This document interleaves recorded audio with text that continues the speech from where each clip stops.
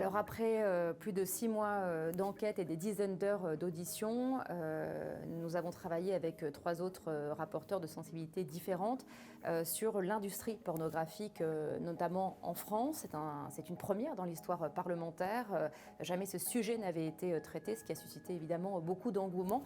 Nous avons travaillé sur 2 axes majeurs. D'abord la protection des victimes, c'est-à-dire des victimes de violences pornographiques. Oui, ça existe, nous avons pu le constater, l'entendre, et puis 2 informations judiciaires en France sont en cours, ce qui révèle justement que c'est une industrie opaque. Donc nous avons voulu tout simplement ouvrir les yeux sur l'industrie pornographique. Et puis il y a un autre volet sur lequel je suis particulièrement engagée, c'est l'accès aux mineurs. Il y a un amendement de notre collègue Marie Mercier qui a été voté il y a 2 ans, qui n'est malheureusement pas encore assez appliqué. C'est donc l'accès des mineurs aux sites internet. Les sites pornographiques, à contenu pornographique, doivent limiter, interdire l'accès aux mineurs. On voit aujourd'hui que ce n'est absolument pas mis en place, et donc nous avons souhaité de nouveau alerter pour demander tout simplement que la loi soit appliquée. Pour quelle raison? Eh bien pour protéger notre jeunesse. 2 tiers des moins de 15 ans aujourd'hui consultent régulièrement de la pornographie, 1 tiers des enfants de moins de 12 ans.